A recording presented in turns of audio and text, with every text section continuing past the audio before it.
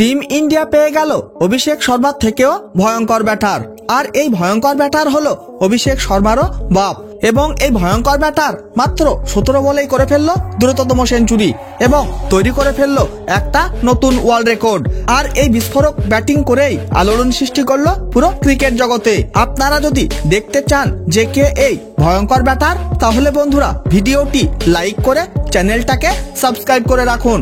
বন্ধুরা, অভিষেক শর্মা ইংল্যান্ডের বিরুদ্ধে পঞ্চম টি20 ম্যাচে করে ফেলেছিল দ্রুততম সেঞ্চুরি মাত্র 37 বলেই এবং খেলে ফেলেছিল 54 বলে 135 রানের মারকাটারি ইনিংস, 7টি 4 এবং 13টি বিশাল গগনচুম্বী ছক্কার সাহায্যে 250 স্ট্রাইক রেটে। কিন্তু বন্ধুরা, এই ভয়ঙ্কর প্লেয়ার হয়ে গেল অভিষেক শর্মারও বাপ। আর এই ভয়ঙ্কর ব্যাটার ভেঙে ফেললো অভিষেক শর্মারও ওয়ার্ল্ড রেকর্ড।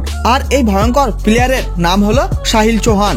একটা ম্যাচ খেলা হয়েছিল ইস্টোনিয়া এবং সাইপ্রাসের মধ্যে এবং এই ম্যাচে ইস্টোনিয়ার হয়ে খেলে সাহিল চৌহান মাঠে এসেই সাইপ্রাসের বোলারদেরকে কুটে দিল এবং টি20তে করে ফেললো দ্রুততম সেঞ্চুরি মাত্র 27 বলেই এবং খেলে ফেললো 41 বলে 144 রানের বিস্ফোরক ইনিংস, 351.21 ভয়ঙ্কর স্ট্রাইক রেটে। তার এই ইনিংসে ছিল 6টি 4 এবং 18টি বিশাল গগনচুম্বী ছক্কা।